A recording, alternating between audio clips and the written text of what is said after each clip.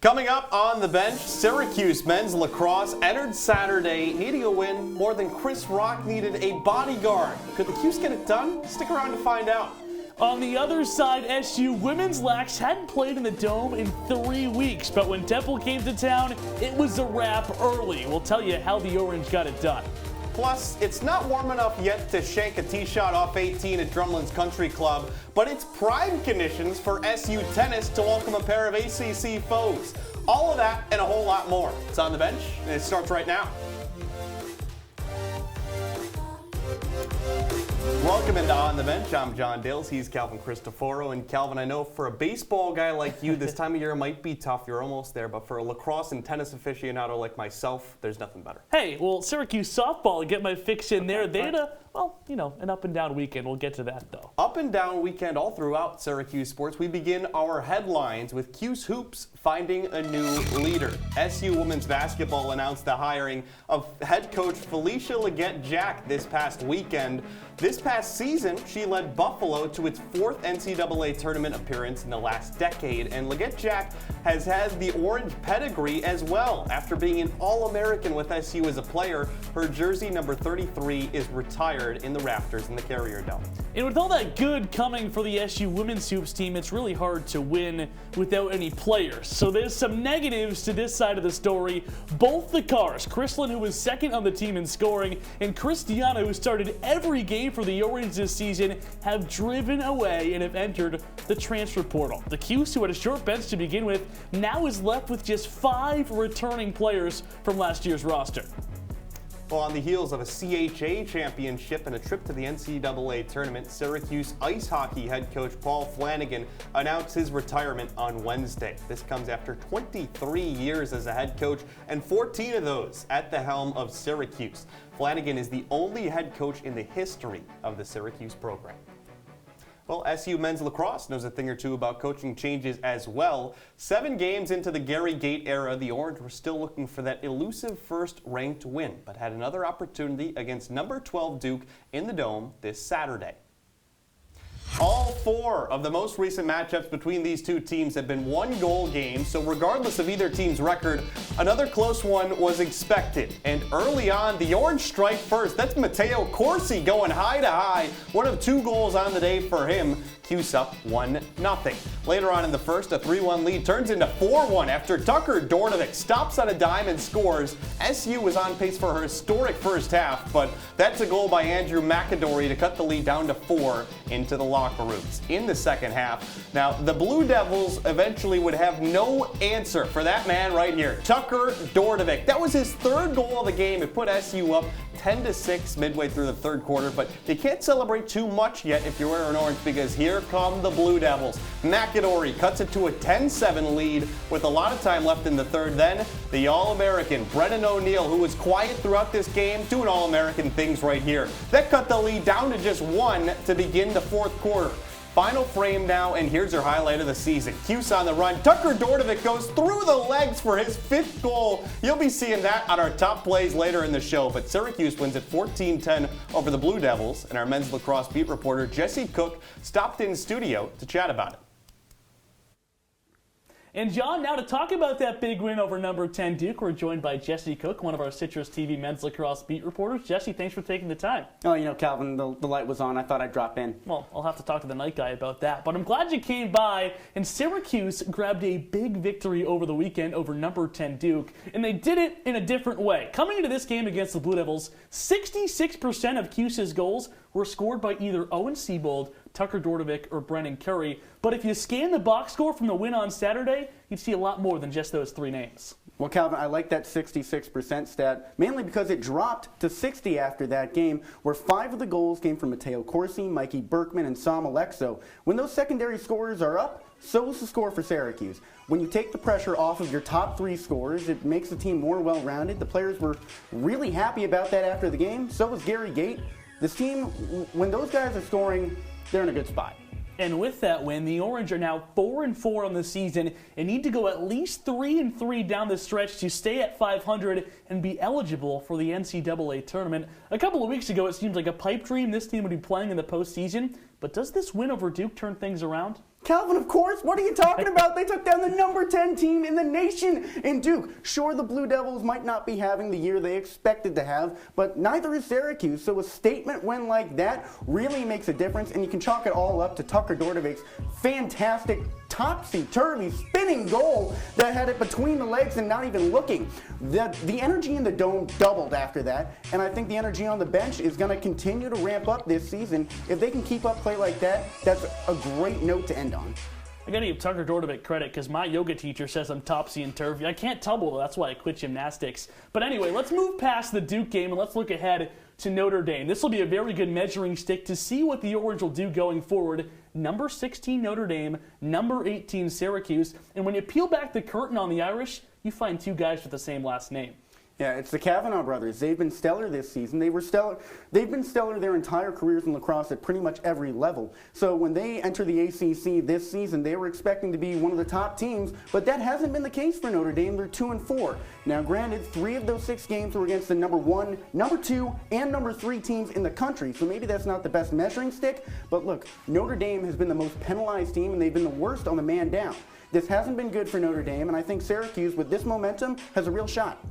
That's Jesse Cook. He's number 1, number 2, and number 3 in the country. But it wasn't just the SU men's lacrosse team in action on Saturday. The Cuse women's team tried to encore the men's win with a victory over Temple just a couple hours later. The Owls coming to the Dome for the first time ever.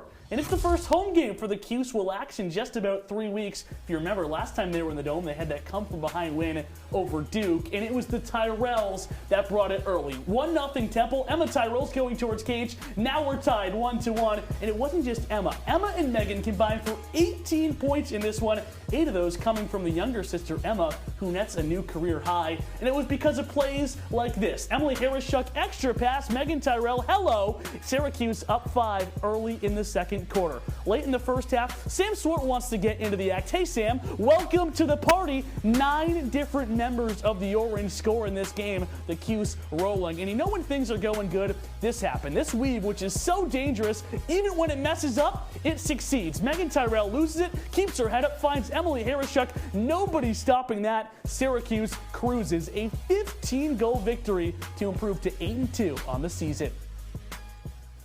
The Orange Ladies played again earlier this evening, but a little bit of a tougher matchup against the number 6 team in the nation in Loyola.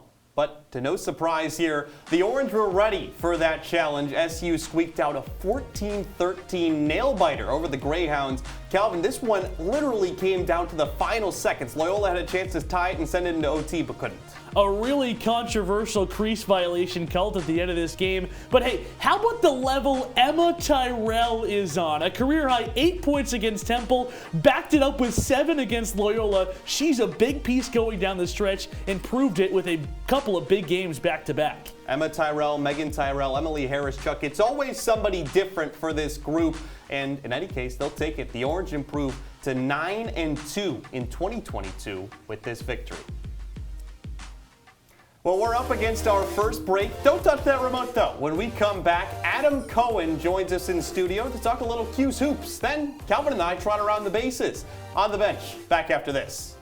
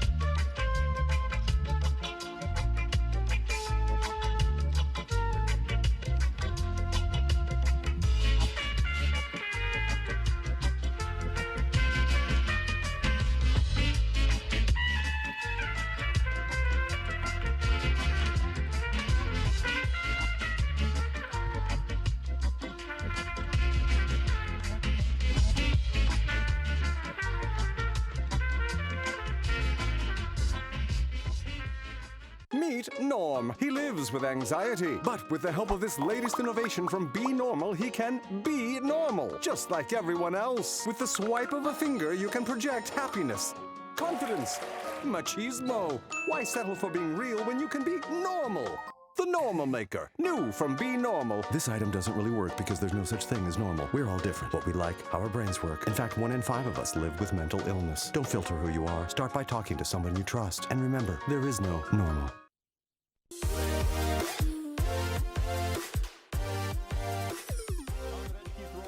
We've swapped out Calvin for our SU women's basketball beat reporter Adam Cohen. Adam, thanks for joining us. Thanks for having me.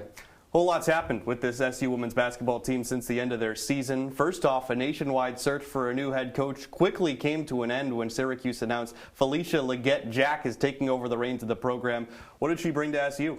Well, she's a former All-American who played at SU for a little while in the late 80s. She also has 20 years of coaching experience ranging from Hofstra to Indiana to most recently Buffalo, where she also led that 2021-2022 women's team to an NCAA tournament appearance. So she's got a lot of great experience and knows the Syracuse landscape. Well, with the coaching turnover, players often follow suit, so it doesn't come as much of a surprise that 3 players from last year's team have already entered the transfer portal. Adam, 2 of them were in the starting 5. 2 of those starting 5, Chrislyn Carr and Christiana Carr, yeah, they entered the transfer portal. They played pivotal roles for this SU team this past season. Chrislyn was a main facilitator for that team, and Christiana helped out on defense with Alasia Stiles, working the bigs and making sure that they could grab some rebounds. They're detrimental losses to this team, and Juliana Walker as well off the bench played a nice little role. So there's clearly some turnover going on. So some tough losses for the Orange in the offseason right now, but you get the new head coach at the helm. You're probably going to have some new faces on next year's team. As much as you can this far out, can you give us an outlook on next season? I'll try. Unfortunately, I just mentioned that the transfer portal is eating back into Syracuse. But if they're going to get things on track next season, they need to get recruiting. They need to be on that high school circuit. They need to be in the transfer portal. They need to be bringing talent in. A new coach should come with a youth movement and a little talent infusion, and that should honestly return Syracuse back to its greatness. Well, if Syracuse is going to turn things around, it's going to need to hope that that youth movement certainly takes shape. Adam Cohen, you've got him covering the SU women's basketball team at @A_Cohen6 all off season. Stay locked there for updates. Well, we've talked enough basketball. We're bringing Calvin back in. Let's run the Orange bases.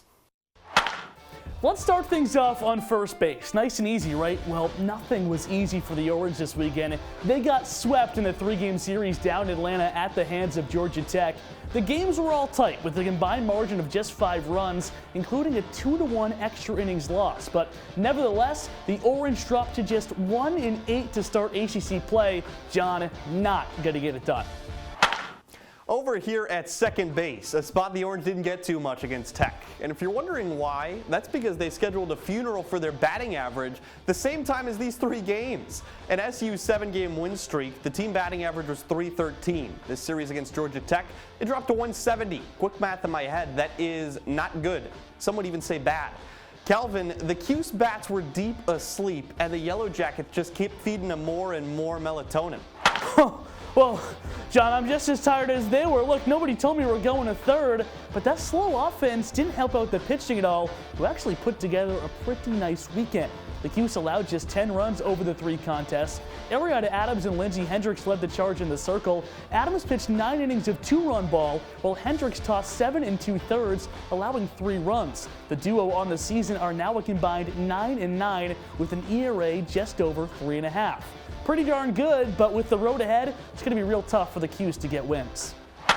Now we're heading for home. So are the Orange, who are 1 in 8 in ACC play. And as is also the case when you're driving up the Euclid Hill when it's snowing, the road doesn't get much easier. SU still has to play 15 more conference games this season. By the way, 3 of those coming against the 7th-ranked team in the land, Duke. All in all, the Cuse need some divine intervention to cross home plate more because their prayers are going unanswered right now. Well, that wraps up our trip around the bases. Calvin and I got to catch our breath. I think we might have each gotten thrown out hustling to first. OTB's got to take a break. When we come back, we're talking tennis. The Cuse took on the Wolfpack and Demon Deacons. All those teams flat out hate each other. Stick around to see who got served. Got pre-diabetes, but with more exercise and a change in diet, it can be reversed. I've tried exercising. It just makes me hungry for bacon. I love bacon too. And who really likes to exercise? Not me. Me neither. Nobody. So we're good? What? Oh, you still have prediabetes. Big time. I see you mobbing over her. Let's go. Let's mob. Let's crawl. Let's crawl. Let's crawl. Hey, yo, we mobbing. Come on, girl. Let's crawl. Hey, yo, let's crawl. Hey, yo, let's crawl. Hey, let's crawl. Hey, yo, let's crawl.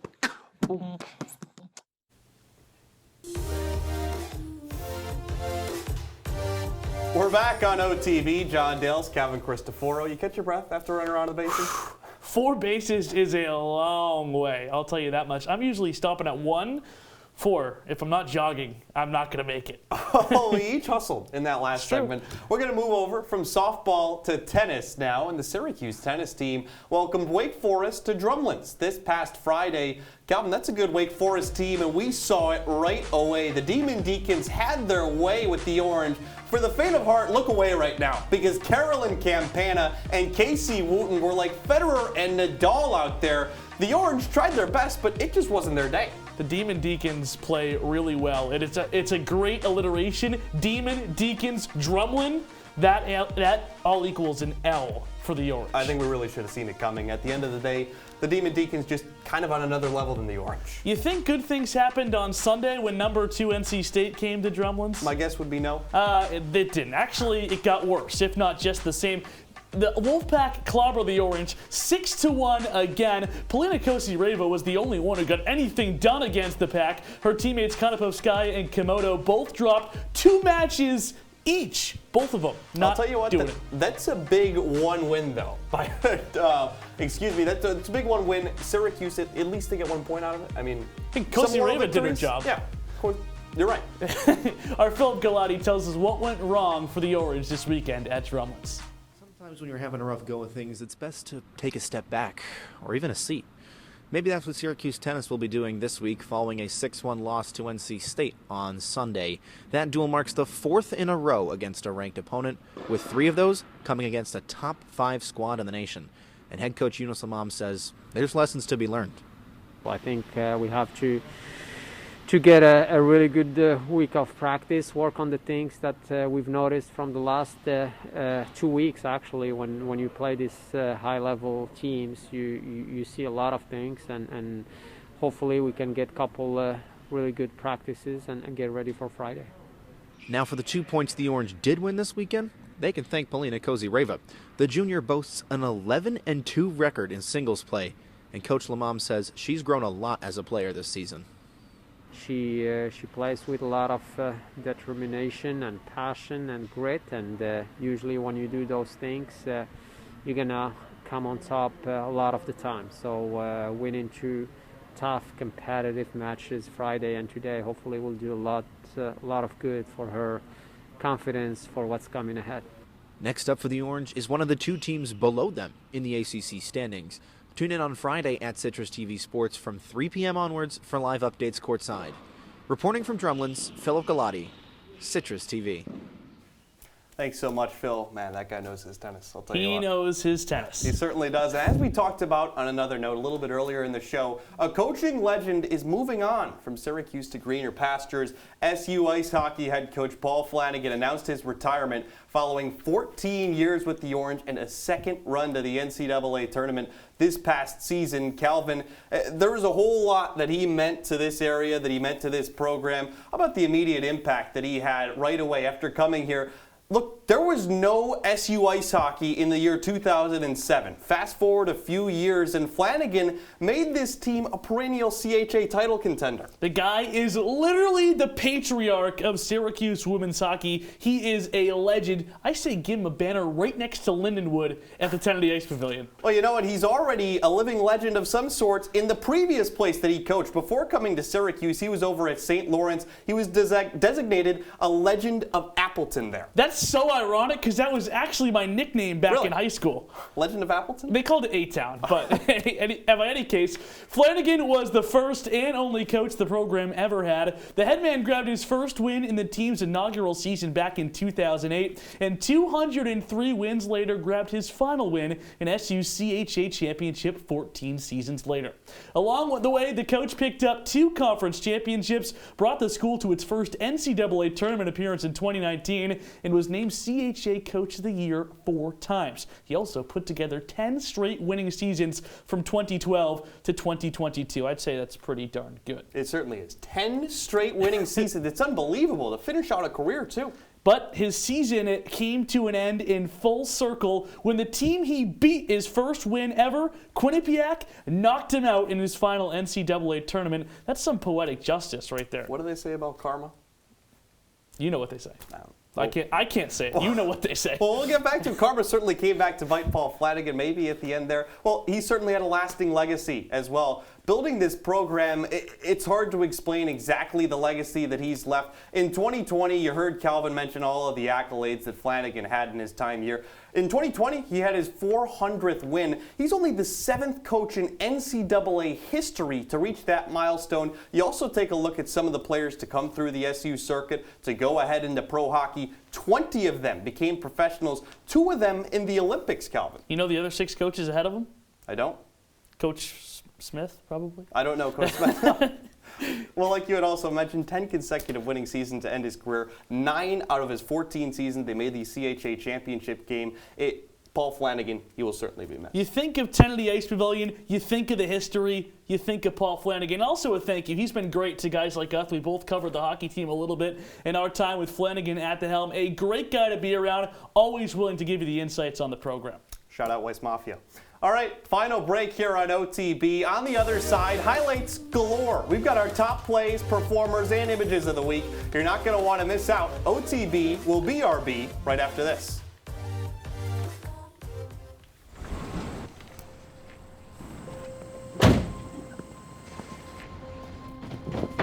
Dad, they took over my bedroom. Come on, come on. Okay, Dad. 1, 2, 3. Dad!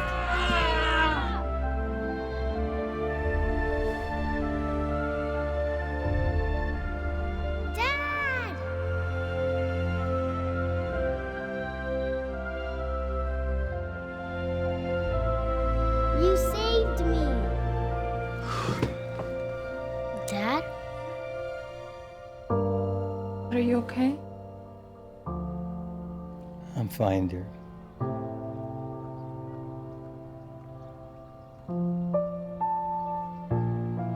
Your hero needs you now, and AARP is here to help. Find the care guides you need at aarp.org/caregiving. Hey, Bobo, do trees tell each other stories? I'm sorry. I'm afraid I don't know that. Hey, why don't we go find out?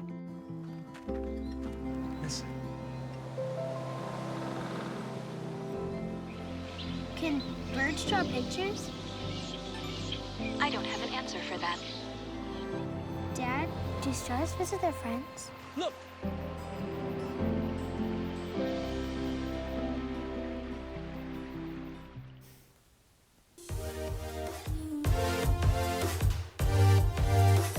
Closing up shop here on OTB, John Dales with Calvin Christoforo. If you're wondering why we might have switched sides, we each had to quickly run, get some tissues, wipe the tears off after eulogizing Paul Flanagan's career real quick. Absolutely. Hey, it's sad, and I also needed a second glass of water after running those bases. Well, you're right. Hey, let's get into our top plays of the week. We start with number 5, and that's SU softball right fielder Angel Hasso stepping up to the plate and hitting a frozen rope over the fence in center field. That cut the deficit to just 1. That ball had no chance of staying in the yard. And Angel rounded third saying, "Don't let me cook." It would be a forgettable series for the Orange, but a nice bright spot there for Hasso. She made it around the bases, no problem. Let's go to the lacrosse field. Number 4 SU women's Lax taking on Temple. Look at Megan Tyrell. 5 goals in this game, part of a 15-goal victory, and she used the 5 Ds of dodgeball all in one play. Look, dipping past defenders. She's going to be picked first overall in my London Bridge is Falling Down League coming up on Sunday. Patches O'Houlihan would be proud. We're up to play number 3. Here's Brendan Curry. He goes low to low on this shot and sneaks it by Mike Adler. Never had a chance. An absolute worm burner across the turf in the Dome. Syracuse goes on to win that game 14-10. Curry finishes with 2 goals and an assist. Pretty good day, but let's head back to the Diamond. Bottom of the 7th, game on the line. Winning run on 3rd. Ella Edgemont at the dish, but it's not about her. It's about Kelly Breen. A dive and a smoke to home plate. Guns out the runner. Look at this. Kelly Breen, her throw. It's green. This game would end up the wrong side, though. Georgia Tech would win 2-1 in 9 innings. We go ahead. Number 1 play. No surprise at all who we've got here. Cuse fans have seen that Air Gate goal back in the 80s. We got Air Dordovic this Saturday. You can't watch this clip enough. First of all, Landon Clary lays the boom, knocks the ball loose, runs ahead, and his pass coming in too high is what makes this play because Dordovic has to reach over it, then just throw it right through the wickets. The goal of the year. Calvin, you can watch a lot of lacrosse games this season. I don't know if any individual play has a shot at topping that. Well, shout out to Tucker Dordovic because I turned his goal into a dance move and finished 2nd place on Lancaster's Got Talent doing the little move there. So, hey, Tucker Dordovic helping me out, and guess what? He is our number 1 top performer of the week as we get into our performers of the week. This one comes to no surprise at all. Not only did the attackman score that goal and come first in our top plays of the week, and guess what? SportsCenter agreed with us. Number 1 in the SC top 10. The redshirt junior added 4 more goals in the win over Duke, earning himself ACC Offensive Player of the Week for the 2nd week in a row. Tucker Dordovic seems like he might be good. I don't know about that. I'm also missing out on Lancaster's Got Talent. We got to go back to that at some point. But for our 2nd performer of the week, we go to Emma Tyrell. 2 games this past week, 15 points just by her. Is that good? It is very good. She has been incredible. 7 points tonight against Loyola, who, keep in mind, is the number 6 team in the country. This is somebody who wasn't even expecting to get playing time last year. Now, Calvin, she's leading the Orange in goals in a top 10 matchup. You drink water out of the sink at the Tyrell's household, and you walk out of there with a hat trick to your name. They're just that darn good. Emma with a massive, massive weekend. Our 3rd performer of the week goes to Lindsay Hendricks, who was one of the bright spots in SU's trip to Atlanta over the weekend. The sophomore southpaw tossed 7 innings of 2-run ball, striking out 7 in the process. Alongside fellow circle mate Ariana Adams, the Orange are going to need Hendricks as the Cuse rolls down in a treacherous ACC slate. Well, I'll tell you what, we talked about that ACC slate a little bit earlier. The Orange are going to be in a little bit of trouble. I talked about Duke earlier in the show. They're coming on, top 10 team. But how about Pittsburgh? Maybe a couple of winnable games down the line. 3 games against the Panthers. Calvin, I think that could be the break that SU softball fans are looking for. You need some sort of break. Look, that trip to Atlanta, they were all really, really tight. 4-2, 4-2, 2-1. You come out of there, you said we could have won 3 games. We lost 3 games. Pitt 1-7 in ACC play. So if the Orange are going to get it done, they're going to need more pitching from Hendricks and Adams, and they're going to need some sort of life on offense. Hopefully their bottle of melatonin ran out. I think what you're telling me is Hendricks and company would rather have all of the wins than none of the losses. I think if they score more runs than the other team, they're set up for a pretty good weekend. That's a very good point. That's all we got for you on this edition of No On the Bench. Alongside Calvin Christoforo, I'm John Dales. Now here are your images of the week.